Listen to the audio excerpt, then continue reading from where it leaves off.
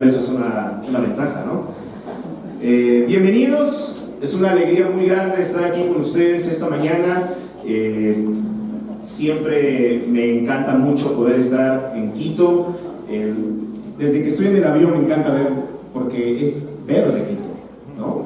Desde el cielo se ve todas las montañas verdes y es chévere verlo porque es bien, un contraste bien grande. Si tú vas arriba es al revés, ¿no? Tú ves más bien todo marrón desde arriba, así que es una ciudad bastante hermosa, pero principalmente porque siempre es una alegría poder ver a la iglesia de Quito, poder verlos, poder abrazarlos. Les traemos junto con Fritz muchos saludos de parte de los hermanos en Lima. Para quienes de pronto no me conocen, voy a compartirles un poquito. Mi nombre es César Herrera, tengo mi esposa, se llama Paola, tenemos 3 hijas. Ana Paula, que tiene 13 años, el tiempo pasa tan rápido. Ana Paula tiene 13, Ana Beatriz tiene 7 y Ana Paz tiene 4. ¿No? Sí, ya se han dado cuenta que las 3 se llaman Ana. Esa es una larga historia, en algún momento se las podré contar, pero no hoy. Así que les mandan muchos saludos. Soy un hombre afortunado, vivo entre 4 mujeres, así que es interesante porque yo crecí más bien en una casa donde éramos puros hombres. Así que es toda una historia que también en otra oportunidad les contaré. Sí, es que hay tantas cosas que uno podría contar y nos podríamos pasar la tarde aquí contándonos cosas. Fui bautizado hace aproximadamente 20 años y de pronto, si esto te genera alguna preocupación, no es que me bautizaron siendo un bebé. Yo sé que parezco por ahí de 23 o 24 años, pero no.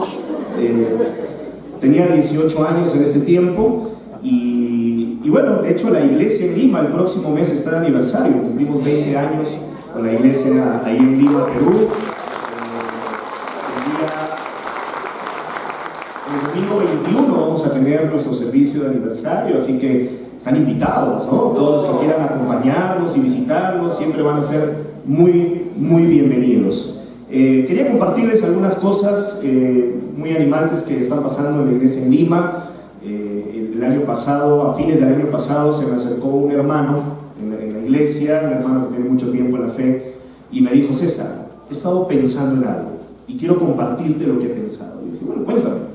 Él dijo: siento un llamado a buscar a los hombres que han sido parte de nuestra iglesia y que por cualquier circunstancia se han ido y quiero ayudarlos a volver. Dije: bueno, chévere, anda, si está en ti eso, pues dale, vamos a orar por eso y si necesitas ayuda me cuentas. Y bueno, se fue y han pasado estos primeros meses del año y ha sido tan animante porque en estos primeros meses ya ayudó a restaurar a 3 hombres. Y me escribió ayer en la noche y me dijo: César, ahorita que regreses, la próxima semana va a estar listo este otro que tiene el cuarto. Me dice: y además ya estamos estudiando con esos otros 2 que ya están cerca. Dije: oye, estás prendido este año tú. Pero es súper animante porque él hizo su lista y empezó a llamarlos uno por uno y a buscarlos y hablar con ellos de qué estaban haciendo en su vida. Y la verdad me impacta tanto el corazón de él, ¿no? El amor que ha tenido de ir y buscarlos, involucrarse con ellos y ayudarlos. Y miren, han estado empezando a volver y la verdad, seguramente ustedes saben que siempre es una gran alegría cuando ves volver a alguien que ha sido parte de la familia y que por diferentes circunstancias en algún momento decidió irse y ver que regresa, ¿no? Es súper animante. Uno de estos hombres, justamente, y eso es también una alegría, es el papá de Ray Elías, que yo sé que probablemente muchos de ustedes conocen, ¿no? Entonces Ray está súper contento de que su papá haya regresado también a la fe, ¿no? Dicho sea de paso, Ray les manda muchos saludos. Él los ama un montón. Para Ray la iglesia en Quito es, cada vez que tiene una oportunidad se me voy a Quito, así que les manda muchos saludos.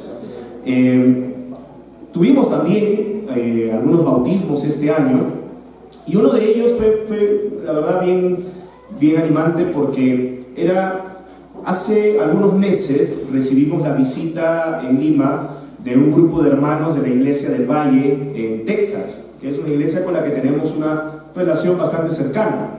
Y llegaron, en un grupo como de 10 hermanos, y llegaron a Lima y pasamos mucho tiempo con ellos, hablando, charlando, y organizamos también algunas actividades, tanto evangelísticas como actividades de confraternidad. Y hubo una actividad que organizaron las hermanas, donde le pidieron a las hermanas que habían venido del Valle que pudieran cada una compartir cómo se habían convertido. Pero era una actividad básicamente que la habían organizado para las hermanas de la iglesia, o sea, era más una actividad interna.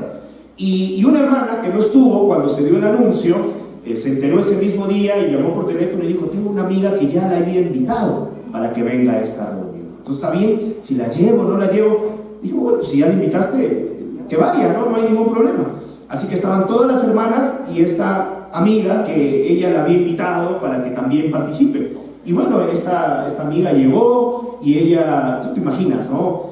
Una reunión de hermanas compartiendo su conversión, muchos pañuelos, muchas lágrimas y un tiempo muy especial, muy profundo. Y esta amiga estaba como mirando como, ¿qué le pasó a esta gente, no? O sea, y bueno, fue la primera reunión que ella llegó y ella se bautizó hace un par de meses. O sea, y cuando ella fue bautizada, compartía como ese tiempo la dejó pensando en todas estas historias de cómo estas mujeres habían cambiado su vida y cómo ella también quería transformar su propia vida, ¿no? Así que, gracias. Son cosas, digamos, historias, ¿no? Animantes, y seguramente aquí también habrá muchas historias de lo que Dios ha venido haciendo. Y otra de las cosas animantes ha sido poder ver a los hermanos en la iglesia de Lima empezar a levantarse para poder trabajar cada vez más como una familia, como un cuerpo, como un equipo, y ha sido un tiempo de estudiar mucho las Escrituras para ver, bueno, qué es lo que Dios nos llama, no solamente a cada uno individualmente, pero como cuerpo. Justo como compartía Fritz, ¿no? Cuando hablaba de la comunión, como tenemos, y especialmente en este tiempo, una gran tendencia de ver las cosas demasiado individual. Pero en realidad, incluso la comunión, su mismo nombre lo implica, habla del colectivo, de la familia, de la comunidad, viniendo a tener ese tiempo juntos. Y veíamos también que las Escrituras hablan mucho de eso, no tanto de cómo uno individualmente hace las cosas, pero cómo la iglesia como cuerpo, como el cuerpo de Cristo, tiene un llamado, tiene un propósito. Y es un poco de lo que quería compartir con ustedes esta mañana. Vamos a abrir el libro de Efesios.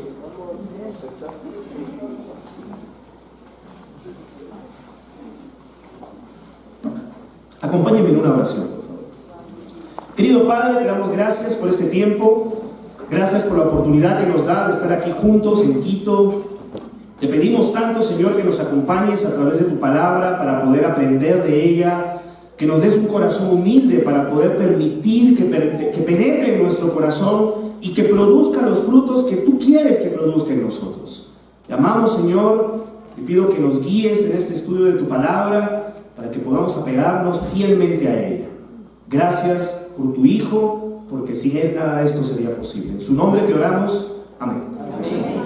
Hace algunas semanas, aquí yo ya lo había visto antes, pero hace algunas semanas en Perú salió una ley que todos los, digamos, productos comestibles que se venden tenían que tener un octógono de color negro que te va indicando algunas propiedades o algunas cosas de ese producto que muchas veces uno no sabía. Entonces de pronto tú vas y tomas una botella de Coca-Cola que es sin azúcar, pero abajo dice un octógono alto en azúcar. Entonces, bueno, ¿qué pasó? Yo pensé que me tomaba esta Coca-Cola y estaba haciendo light. Entonces, pero resulta que no, resulta que es alta en azúcar. Y de pronto vas y dices, voy a comerme este yogur porque debe ser saludable, y lo tomas y dice alto en grasas saturadas. Entonces esta galleta que dice que es light, alta en azúcar, yo ya no sé qué voy a comer. Porque todo tiene, y una de las cosas que pensaba es, ¿cuántas cosas hay que uno tiene una idea de eso, pero la verdad nunca llegamos realmente a comprender todo lo que tiene adentro? Yo me declaro ignorante en esas cosas. Ya me he dado cuenta que, bueno, no sé cómo voy a hacer, de pronto voy a tener que sembrar, abrir un jardín y sembrar mi propia comida, porque ya todo me da miedo comer. Pero pensaba que eso a veces nos ocurre también cuando hablamos de la iglesia, porque cada uno de nosotros ha crecido con un concepto de lo que es la iglesia. Para algunos es un edificio, para otros es una institución, para otros es una organización, para otros es el lugar al que vamos y nos juntamos una vez a la semana. Cada uno crea con el tiempo su propio entendimiento de lo que es la iglesia. Pero ¿qué dice la Biblia que es la iglesia? Si vamos a las Escrituras, ¿qué es lo que podemos nosotros aprender de la iglesia? De pronto tú nos estás visitando esta mañana y alguien te invitó y te dijo, te invito a la iglesia. Y tú viniste y tal vez tenías en tu mente algo, una idea, y puede ser que ha coincidido con lo que tú pensabas, o puede ser que no tiene nada que ver con lo que tú pensabas. Cuando a mí me invitaron a la iglesia por primera vez, para mí era un mundo completamente, algo que yo nunca había visto. Para empezar, yo no era una persona típicamente religiosa, así que nunca había asistido a ninguna reunión de ninguna iglesia. Entonces yo dije, pues, ¿cómo será? Y cuando llegué vi un montón de gente que se abrazaban, se saludaban, y yo decía, qué raro esto. Porque no es como yo pensaba que era una iglesia. Pero la primera pregunta, en todo caso, que nos pudiéramos hacer es, bueno, ¿quién hizo la iglesia? ¿Quién creó la iglesia? ¿A quién se le ocurrió la idea de la iglesia? Efesios capítulo 1, versículo 3. Dice Pablo, alabado sea el Dios y Padre de nuestro Señor Jesucristo, pues en Cristo nos ha bendecido en los cielos con toda clase de bendiciones espirituales. Dios nos escogió en Cristo desde antes de la creación del mundo para que fuéramos santos y sin defecto en su presencia.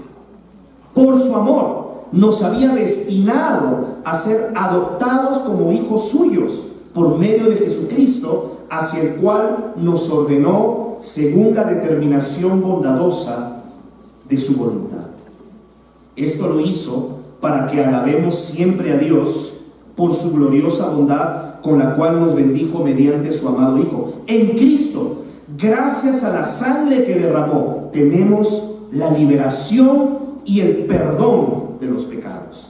Pues Dios ha hecho desbordar sobre nosotros las riquezas de su generosidad, dándonos toda sabiduría y entendimiento, y nos ha hecho conocer el designio secreto de su voluntad. Él, en su bondad, se había propuesto realizar en Cristo este designio, e hizo que se cumpliera el término que había señalado. Y este designio consiste en que Dios ha querido unir bajo el mando de Cristo todas las cosas, tanto en el cielo como en la tierra. En Cristo, Dios nos había escogido de antemano para que tuviéramos parte en su herencia, de acuerdo con el propósito de Dios mismo, que todo lo hace según la determinación de su voluntad.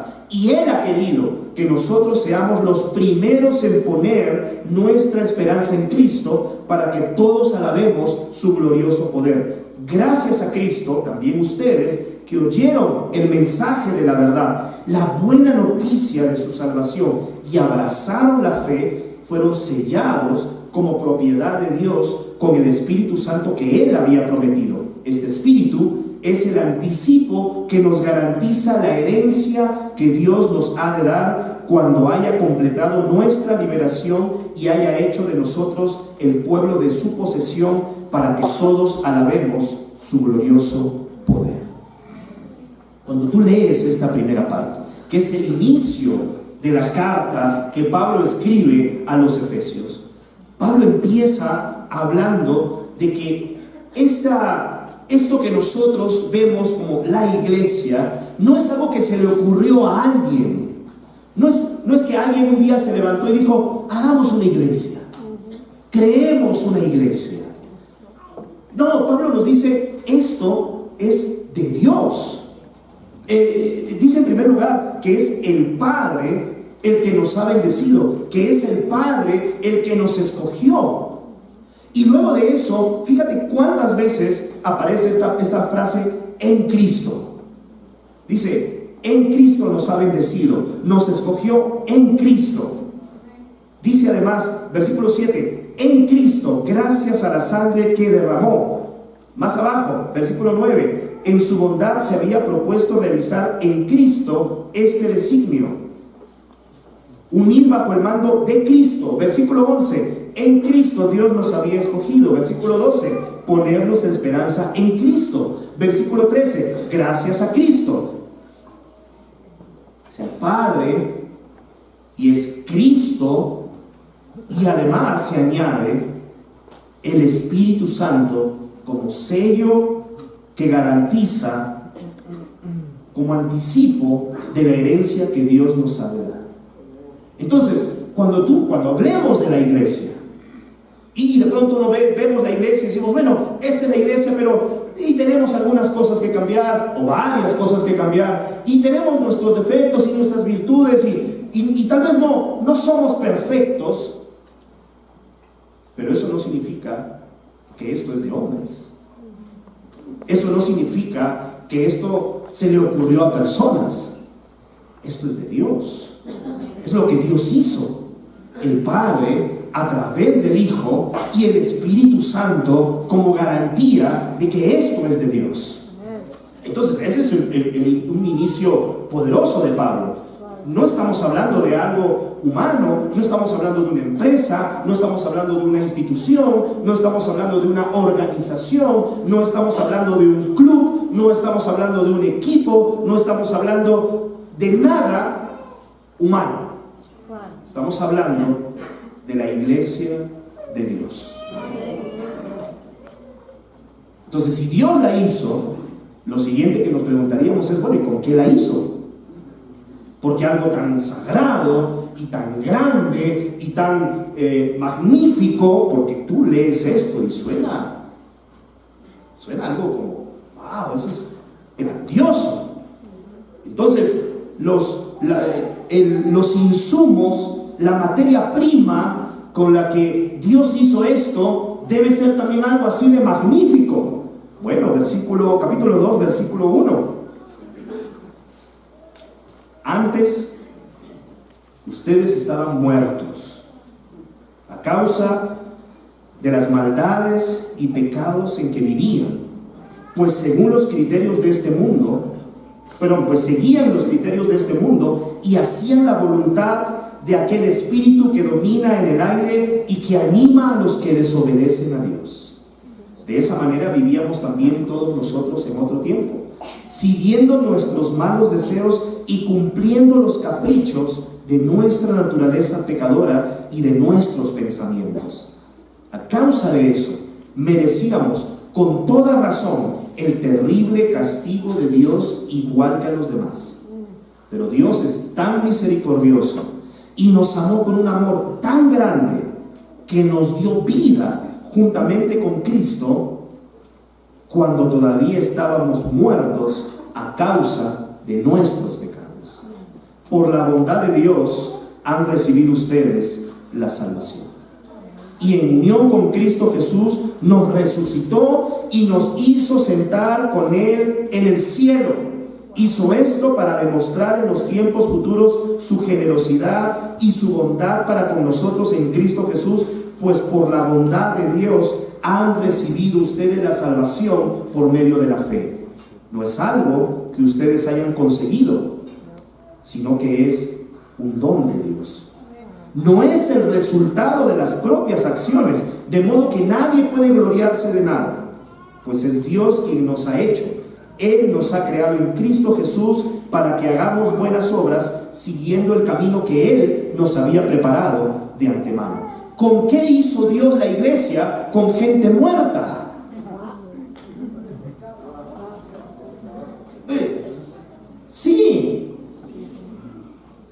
Dios tomó gente que por sus propias decisiones habían tomado el camino de seguir las inclinaciones de su naturaleza pecadora, de sus pensamientos, que así vivíamos todos nosotros en otro tiempo, y eso es una gran verdad. Vivíamos siguiendo lo que queríamos hacer, viviendo a nuestra manera, y producto de esas decisiones estábamos muertos. Entonces, cuando Dios crea la iglesia, algo tan grande, lo que hemos leído al principio, esa descripción, Él decide hacer algo tan maravilloso usando gente muerta, gente que merecía con toda justicia el castigo y la ira de Dios. Entonces Él toma a esta gente muerta, ¿no? Dice, nos perdonó por pura misericordia, por su bondad, nos limpió, nos perdonó nuestros pecados, nos agarró y nos sentó en el cielo. Ahora, tú puedes mirar al lado tuyo y tú dices, bueno, está bonito el lugar, pero no se ve como el cielo, ¿no? De pronto miras y tal vez al lado está tu esposa y dices, bueno, sí se ve como un ángel. O tal vez miras y está tu esposo y dices, bueno, está bien.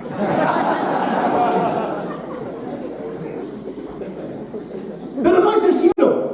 O bueno, por lo menos no lo es.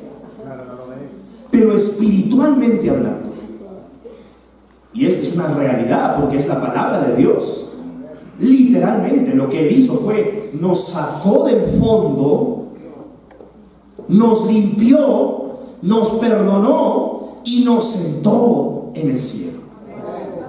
Es una maravilla eso. Y Dios siempre se ha caracterizado por eso, por hacer cosas magníficas con poco, ¿cierto?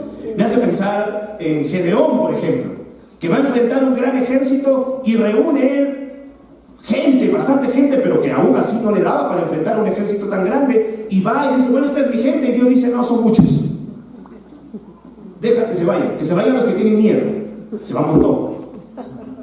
Dice, bueno, me quedaron estos, todavía son muchos. Y es como Dios asegurándose de que sea tan claro y tan evidente que si hay una victoria es por su poder. Y eso se hace evidente en la iglesia, porque venimos aquí, y yo no quiero romperle el globo a nadie, ¿no? Pero no es que Dios nos llamó porque éramos muy inteligentes, muy sabios, muy capaces, muy buenas personas.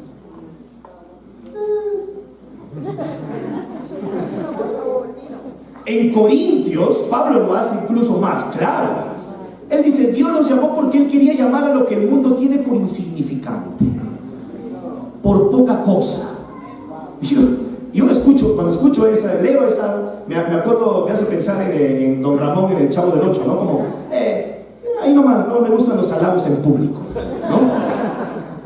Es como, a veces pasa el tiempo y uno llega, y esto es parte de nuestra naturaleza muchas veces, uno llega a creer que sí, que Dios me llamó porque Él veía que yo realmente tenía lo que hacía falta para su iglesia, porque Él vio en mí esto, ¿no? Y dijo, me hace falta, yo lo necesito. No, en Hechos dice, Él no necesita de nadie, Él no necesita que nadie haga nada por Él. Él te llamó, nos llamó por pura misericordia. Incluso lo dice aquí para que no nos quede ninguna duda, dice, no es algo que ustedes mismos hayan conseguido, es un don de Dios. Dice también, no es el resultado de las propias acciones, de modo que nadie puede gloriarse de nada. Entonces, ¿quién hizo la iglesia? Dios. ¿Con qué la hizo? Con gente muerta. ¿Y cómo engranó Dios todo eso? Versículo 11. Así pues, ustedes que no son judíos y a quienes llaman no circuncidados, los judíos, que circuncidan al hombre en el cuerpo y asimismo se llaman circuncidados, recuerden que en otro tiempo estaban sin Cristo, separados de la nación de Israel y no tenían parte en las alianzas ni en la promesa de Dios. Vivían en este mundo sin Dios y sin esperanza. Pero ahora, unidos a Cristo Jesús por la sangre que Él derramó, ustedes que antes estaban lejos, ahora están cerca. Cristo es nuestra paz. Él hizo de judíos y no judíos un solo pueblo. Destruyó el muro que los separaba y anuló en su propio cuerpo la enemistad que existía. Puso fin a la ley que consistía en mandatos y reglamentos y en sí mismo creó de las dos partes un solo hombre nuevo. Así hizo la paz. Él puso fin en sí mismo a la enemistad que existía entre los dos pueblos y con su muerte en la cruz los reconcilió con Dios, haciendo de ellos un solo cuerpo. Cristo vino a traer buenas noticias de paz a todos, tanto a ustedes que estaban lejos de Dios como a los que estaban cerca, pues por medio de Cristo los unos y los otros podemos acercarnos al Padre por un mismo Espíritu. Por eso ustedes ya no son extranjeros, ya no están fuera de su tierra, sino que ahora comparten con el pueblo santo los mismos derechos y son miembros de la familia de Dios. Entre toda esta gente muerta, había muchas diferencias. Aquí Pablo resalta las que en ese tiempo eran las más evidentes: judíos y no judíos. Y había una barrera inmensa que los dividía. Un judío no entraba ni siquiera a comer en la casa de un no judío, por ejemplo. Pero lo que Cristo hizo, dice la Escritura, es a través del derramamiento de su sangre, derribó, destruyó esa barrera que separaba a esta gente, y Él hizo la paz. Hizo de unos y otros un solo pueblo, un solo cuerpo, una sola familia. Probablemente aquí no tenemos muchos judíos, por lo menos no que yo sepa. Tal vez algunos son un poquito, ¿no? Pero ya esa es otra historia. Pero lo que sí hay es que aquí tenemos y somos gente que, si retrocediéramos en el tiempo, tenemos muchas diferencias, muchas barreras. El mundo se ha encargado de levantar entre nosotros muchas barreras. Barreras por la raza, barreras por la condición social, barreras por la condición económica, barreras por la nacionalidad. Nuestros pueblos estuvieron en guerra alguna vez. Es la verdad. Y cuando cosas así ocurren, parece mentira, mucho de esto empieza a penetrar en los corazones nuestros. Para mí, y hablo, soy abierto con ustedes, por ejemplo, para mí y para muchos, mucha gente de mi pueblo, de mi nación, crecemos con un resentimiento tan profundo, por ejemplo, contra los chilenos. Y es difícil amar a alguien de allá, porque crecemos con una barrera.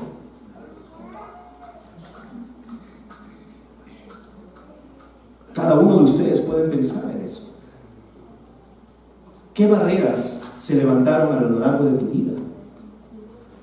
Yo tenía muchas barreras. Esa era una. Otra barrera que yo tenía era, por ejemplo, yo crecí en un barrio, no sé cómo le llaman aquí, pero allá es como se llama un barrio popular, ¿no? De gente que no es que tenía mucho dinero.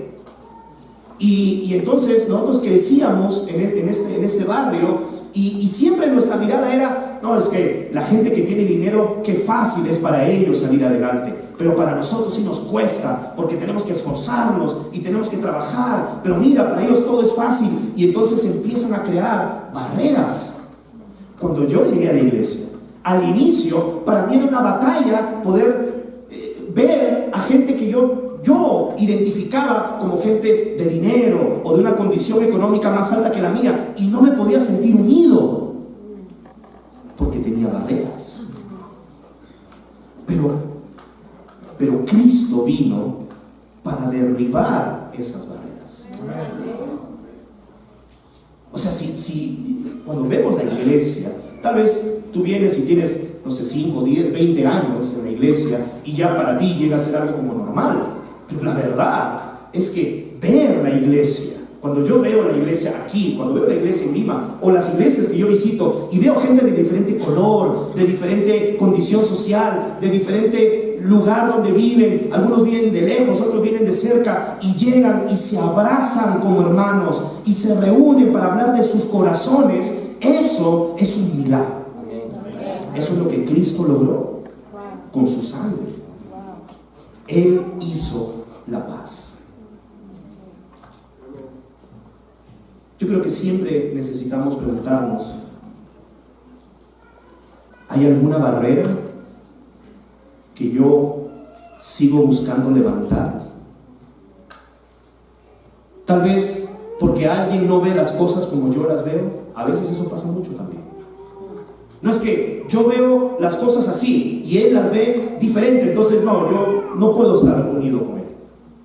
Y tal vez no lo decimos de una manera explícita, pero lo vivimos, lo experimentamos.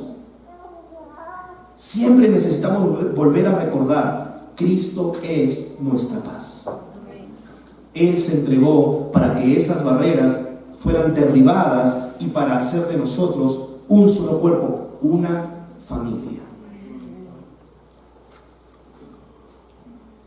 Y si Él hizo eso, que es algo tan grande y tan maravilloso, que nos toca a nosotros. Capítulo 4, versículo 1.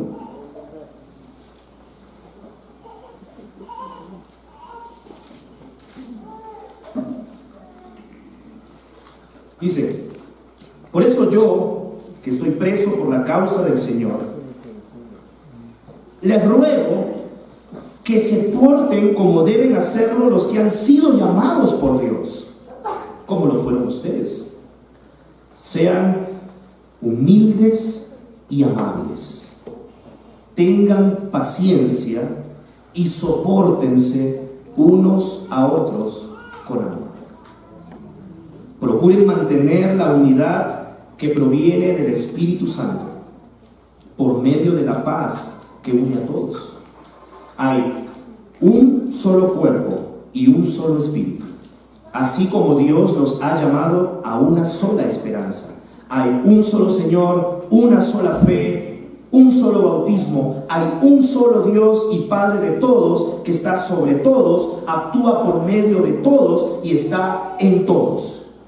Pero cada uno de nosotros ha recibido los dones que Cristo le ha querido dar. Por eso la Escritura dice: subió al cielo llevando consigo a los cautivos y dio dones a los hombres. ¿Y qué quiere decir eso de que subió? Pues quiere decir que primero bajó a esta tierra, y el que bajó es el mismo que también subió a lo más alto del cielo para llenarlo todo. Y él mismo concedió a unos ser apóstoles y a otros profetas, a otros anunciar el evangelio y a otros ser pastores y maestros. Así preparó a los del pueblo santo para un trabajo de servicio, para la edificación del cuerpo de Cristo, hasta que todos lleguemos a estar unidos por la fe y el conocimiento del Hijo de Dios y alcancemos la edad adulta que corresponde a la plena madurez de Cristo. Ya no seremos como niños que cambian fácilmente de parecer y que son arrastrados por el viento de cualquier nueva enseñanza hasta dejarse engañar por gente astuta que anda por caminos equivocados. Más bien, profesando la verdad en el amor, debemos crecer en todo hacia Cristo, que es la cabeza del cuerpo. Y por Cristo, el cuerpo entero se ajusta y se liga bien mediante la unión entre sí de todas sus partes, y cuando cada parte funciona bien, todo va creciendo y edificándose en amor. ¿Sabes? Nosotros, hermanos, el llamado que nos hace Pablo a través de esta carta, él dice, mira, después de ver todo esto que Dios ha hecho, todo lo grandioso que Dios ha hecho con la iglesia, que Él ha construido, que costó la sangre de su Hijo, lo milagroso de tomar gente muerta, perdida en sus pecados, y construir algo tan glorioso como la iglesia. Pero además de eso, después de haber perdonado a cada uno sus pecados, haberlos limpiado y encima haber destruido las barreras que los dividían para hacer de todos una sola familia, un solo cuerpo. Después de todo eso, que lo mínimo que nos deja es asombrados, ahora ustedes dicen, pórtense como deben hacerlo los que han sido llamados por Dios a esto. Dice, procuren mantener la unidad que viene del Espíritu. Nosotros no creamos unidad, la unidad ya está dada por el Espíritu Santo. Porque cuando fuimos sellados con el Espíritu Santo, ya eso nos une. Pero nuestro trabajo, el llamado que Él nos hace a nosotros es procurar, esforzarnos para mantener esa unidad que costó la sangre de Cristo. ¿Y cómo? ¿Cómo nos esforzamos para mantener esa unidad? Pablo, antes de ser convertido, lo que él hizo para mantener la unidad de lo que él entendía como era el camino, el pueblo de Dios, el camino que él tomó fue: vamos a perseguir y llevar a la cárcel a los que están en contra. Para Pablo esa fue su manera de mantener la unidad, ¿cierto? Él hizo eso, pero ese no es el camino. No mantenemos la unidad siendo policías, ¿no? Que estamos viendo a ver quién se sale de él. Se salió, agárralo y saquémoslo. No. Pablo dice: sean humildes, sean amables, tengan paciencia. No sé cómo es para ti. Para mí, estas tres, solo estas tres, son de esas cosas que cuestan más. De hecho, estas tres son fruto del Espíritu, según Gálatas. Quiere decir que no es algo que nosotros producimos. O sea, yo no produzco humildad, yo no produzco paciencia, yo no produzco amabilidad. Es el Espíritu que puede trabajar en mí y que puede producir esas cosas en mí. Pero si yo me dejo guiar por Él. Entonces, el llamado es ese: mantenemos la humildad así, siendo humildes, siendo amables, siendo pacientes. César, pero es difícil. Es que tú no conoces a este yo. Si Pablo lo hubiera conocido, no, Pablo sabía, y por eso agrega esa cuarta cosita ahí: sopórtense unos a otros. Cuando la Biblia dice sopórtense, implícitamente ya está dando a entender que no va a ser fácil, ¿cierto? Que no va a ser fácil. Y tenemos que ser muy reales. ¿Alguna vez te ha pasado que tú has dicho: ay, llegas a la iglesia, este hermano, uy, ahí está ese hermano, no lo soporto, no, con ese no puedo? ¿Acaso no te ha pasado en tu familia alguna vez? Hombres, no quiero causar problemas, ¿no? Pero ocurre. ¿Acaso? Y amigos, hermanos, seamos honestos, tenemos que ser reales, porque si no, eso no funciona. ¿Alguna vez acaso tú, hombre, no has sentido, no soporto a mi esposa? Mujeres, ¿no han sentido alguna vez en su corazón, ya no soporto a este hombre, mi esposa? Hey, yo sé que amamos a nuestros hijos, pero alguna vez no han sentido, ya no soporto a estos chicos, cállense. Hermanos, seamos honestos. Somos humanos, nos pasa. Yo no estoy diciendo que el hecho de que eso haya pasado por tu mente significa que tú desarrollaste eso y actuaste en función a eso. Algunas veces probablemente oraste y Dios te ayudó, y tal vez algunas veces pecaste y lastimaste a otro y reaccionaste mal y tuviste un arranque de ira. Esa es la vida cristiana, es batallar con esas cosas. Y por eso Pablo dice, sopórtense unos a otros, van a necesitar eso. Y te voy a decir algo que tal vez ya sabes, pero probablemente no quieres pensar mucho en eso. Tal vez hayan otros que tienen que soportarte a ti. Porque a veces uno tiende a creer que yo soy buena, yo le caigo bien a todos. No, mírame si yo soy así y hago mis bromas y hago mis buenos chistes. No, la verdad es que las relaciones, hermanos, no son fáciles. No son fáciles, pero son parte de la vida de una familia, y es un llamado. Necesitamos aprender a vivir como una familia, aprender a convivir como hermanos, y la Biblia nos da el camino: humildad, amabilidad, paciencia y soportarnos con amor. Dice Pablo que de esa manera mantenemos la unidad que viene del Espíritu. Y me encanta porque él dice, porque hay un solo cuerpo, un solo Espíritu, un solo Dios, un solo bautismo, una sola fe. A veces leemos eso y la verdad muchas veces, y eso está claro, es parte de la doctrina que entendemos, de estos 7 fundamentos que no son negociables. Nadie aquí puede decir, hay 2 dioses, hay 2 padres, hay 2 cuerpos. Lo sabemos, lo entendemos. Pero esto está puesto aquí en el contexto de esas relaciones de la familia.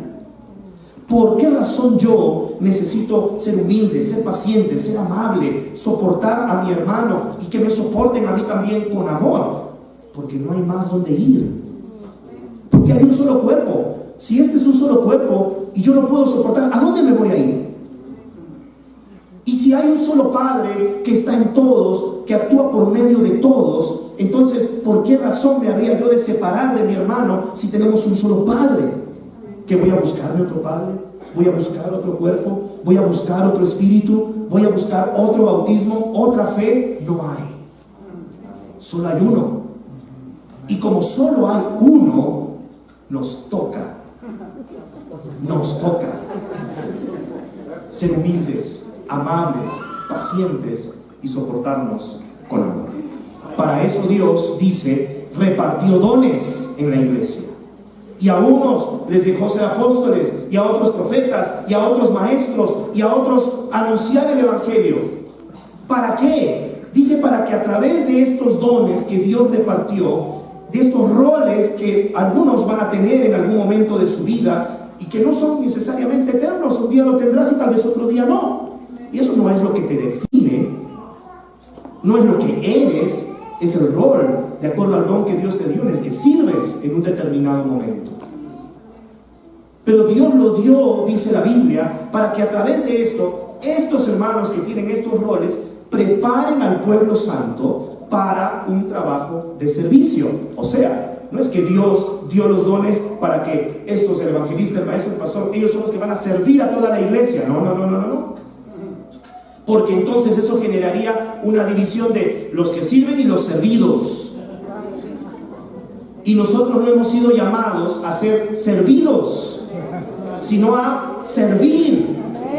Y el rol de ellos es preparar al pueblo santo para servir. ¿Por qué?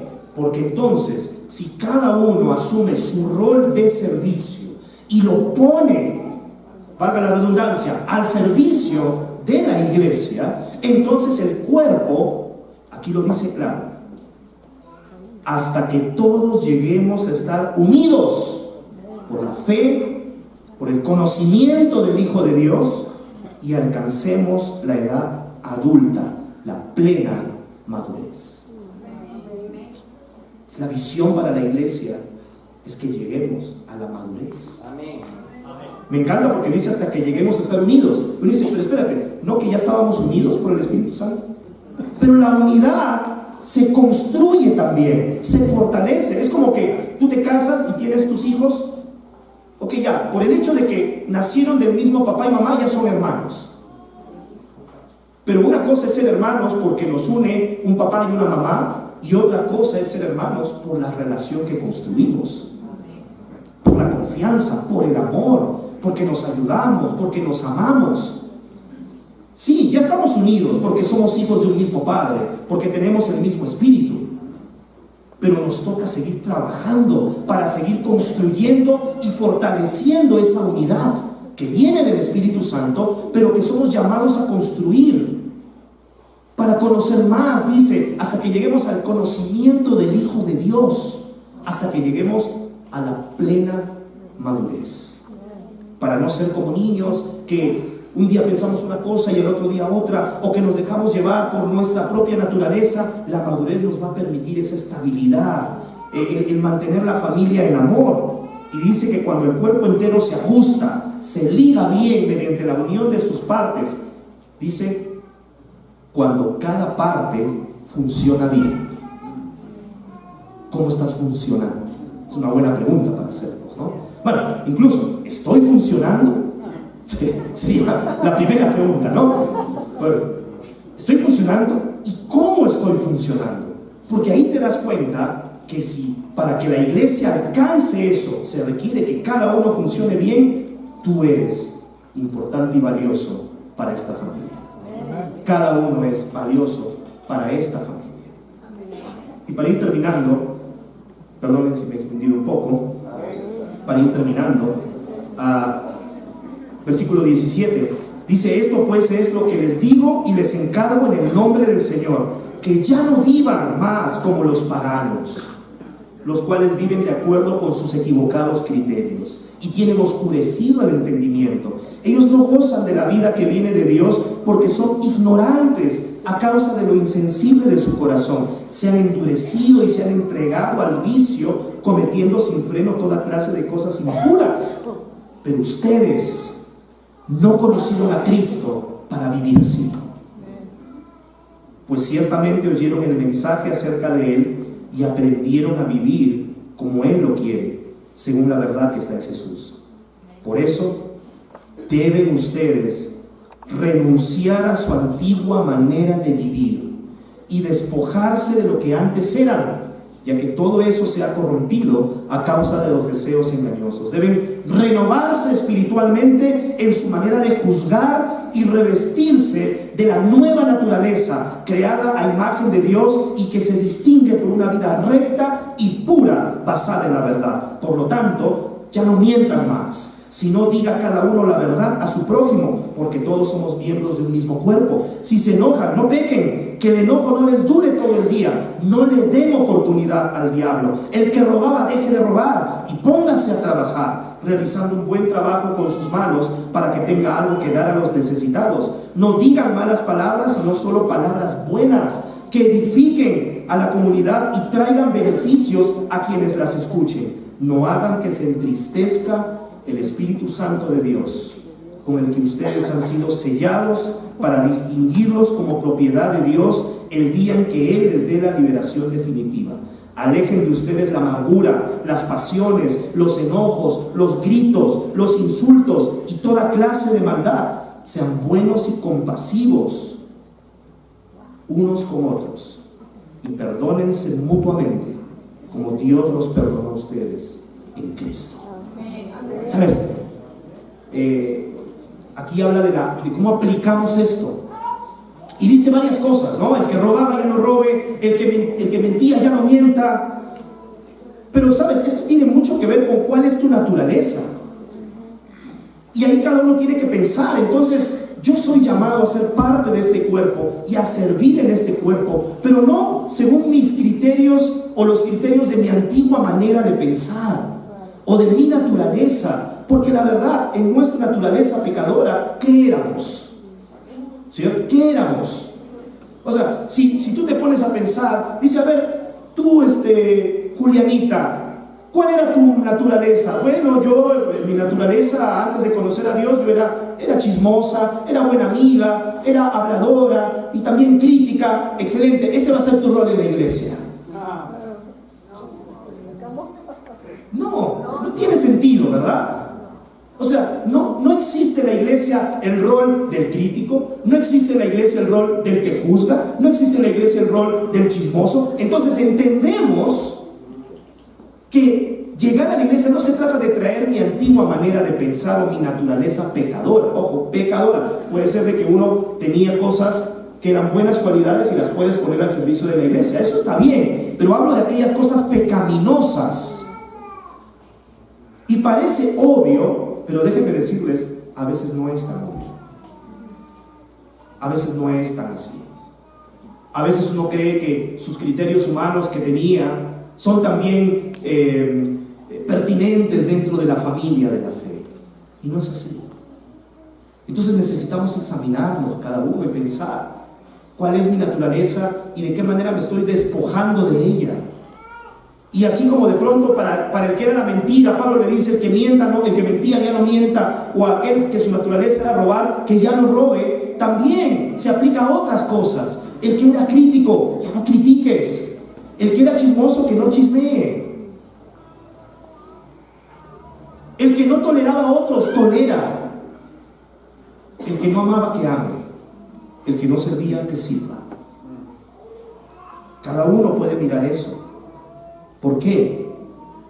Porque se trata de glorificar a Dios y no entristecer el Espíritu Santo. Alejar de nosotros todo aquello que atente contra la unidad de la familia de Dios, del cuerpo, empezando desde mi casa, mi familia, porque eso es súper importante, ¿no? Es la base. Extendiéndolo a la comunidad de los creyentes. Hermanos, lo que ustedes tienen, lo que tenemos, es un milagro. Es algo que glorifica a Dios. Para mí venir y poder abrazarlos y poder pasar tiempos con ustedes y comer juntos y sentirnos unidos, es una bendición de Dios, es un milagro de Dios. El hecho de que hayamos podido ser perdonados, de que podamos sentarnos aquí con todas nuestras diferencias y batallar juntos para alcanzar un propósito, para vivir la misión que tenemos, de tener aquí hermanos cantando y nosotros allá siguiendo las canciones. Eso es un regalo de Dios. Cuídenlo, valórenlo, aprécienlo, porque costó lo más valioso: la sangre de nuestro Señor Jesucristo. Muchas gracias. Que Dios te bendiga.